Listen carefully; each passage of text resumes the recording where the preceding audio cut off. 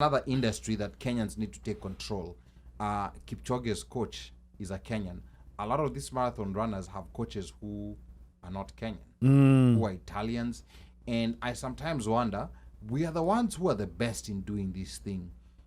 Don't you think that just logically thinking or looking at it, that we would also produce the best coaches?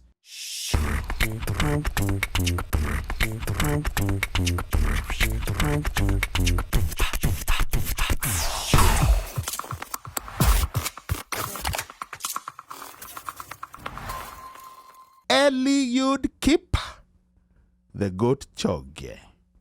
Come on, guys. Let's take a minute. Let us take a minute just to let that soak in. You know, this guy, I was actually looking at his old races. This guy, he won a 5,000 meters world championship in 2003.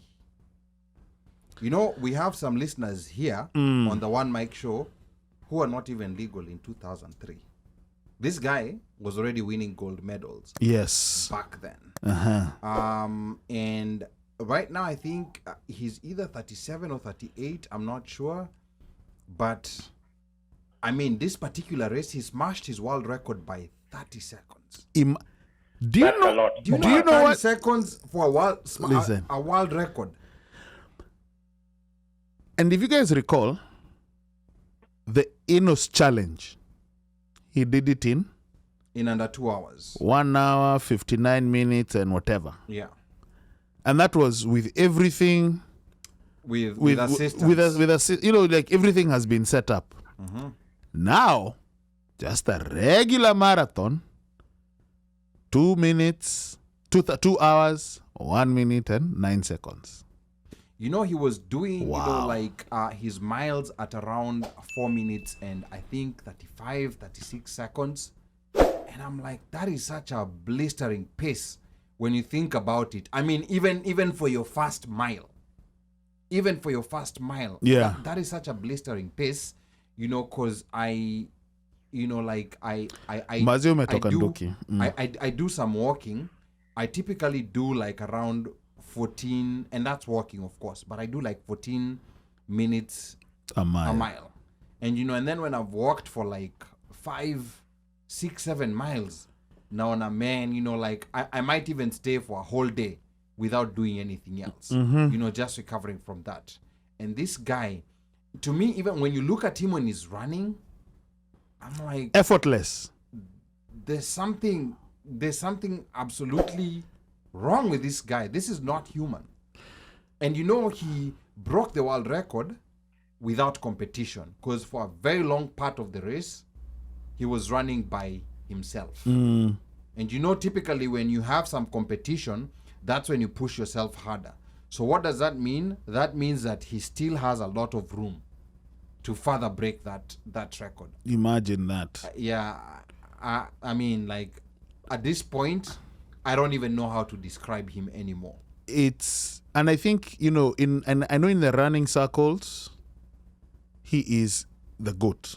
He's a legend. But I think, and maybe I don't know if 254 recognition. I mean, I think we don't, and I'll say this, we really don't truly celebrate guys who have done things, have accomplished a lot.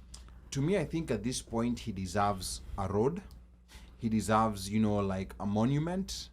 I mean, he deserves something that will make him be remembered in posterity, because he's not only, Kenya has had a history of great marathon runners for a very long time. Yes. But this one is legendary. This is legendary status. You know, like we're talking of the Kobe Bryant or the Michael Jordan of marathons. And from a lot of pundits who are watching him, they're saying he's not even peaked yet. He can still do better than this. And I would not be surprised.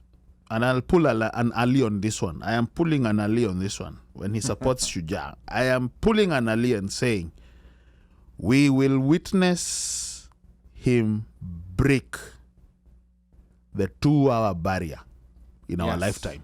In a flat marathon. In a marathon, Yeah. he will break it. See at ile Ineos Not challenge. Ineos challenge. No. Yeah. A regular marathon. Anavunja. Wow. Yes. You know, like, and then another thing about Kipchoge that I really admire is that he's shown, because the other thing that I think we never pay attention to when it comes to athletics, long distance running, there's a lot of foreigners who are involved, you know, like in the industry itself, in promoting the Kenyans and that's another industry that Kenyans need to take control. Kipchoge's coach is a Kenyan. A lot of these marathon runners have coaches who are not Kenyan, who are Italians. And I sometimes wonder, we are the ones who are the best in doing this thing.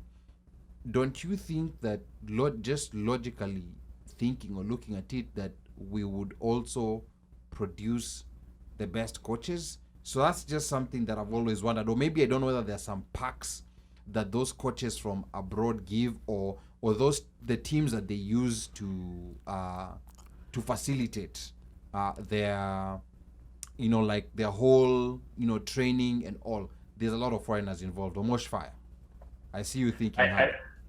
I think it's all really sponsorship driven. So the way you have to look at it is that those foreigners who are coming in have ability to get to corporate money. So because they're getting to corporate money and they have the ability to flash money from wherever, like kama hiyo Ineos, that was a corporation.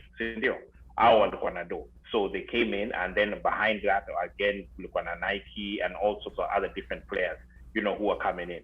So when you have situations like that, then it opens up for those people who have money to bring in who they think would do better as a coach for these long distance runners, as opposed to a local guy who has been winning races. Maybe he never peaked at outside, but he's good at transferring that knowledge of how to keep pace, how to do, you know, how to train, you know, what terrain to use, what, you know, what speed you need to go for here if you're trying to break a record, if you're trying to do what, because kuna wale marabbits, pacemakers, alafu kuna ule mse anafa kushinda. And there's a formula to marathon running, the same way as you know, pretty much long distance running, it's more or less the same. So I think hapo ndio sasa pale unaona kuna kaitilafu na hawa watu, because wanataka walete mtu wao junido yao ndio inakuja kuingia kwa huu mtu or this athlete. Back to you, studio. Yeah, I think there needs to be a training maybe in that whole industry that supports it, because I think there's a lot of, you know, like Europeans who are eating lunch that could be eaten by Kenyans. True. You know, when it comes to that, and that's why I really respect Kipchoge, you know, like he still maintains, you know, like his Kenyan coach. Yeah. You know, even a lot of his training, you know, he'll still go train with the people normally and, you know, like sleep in bunker beds with them the way he normally does it. That's a very admirable quality, you know, on someone who could very easily have, you know, like demanded, you know, like special treatment, deservedly so, but he chooses not to. So to me, I think this is something that that the new sports cabinet secretary, Ababu Namwamba, still yet to be confirmed, needs to look towards, you know, beyond the people who are beyond the athletes, that whole ecosystem or infrastructure that supports them. How do we get experts to go in there? You know, like the way, for example, if you look at the NBA, the way agents used to be white people. And then at some point, LeBron decided, you know what? I think I want to know what's going on in this industry.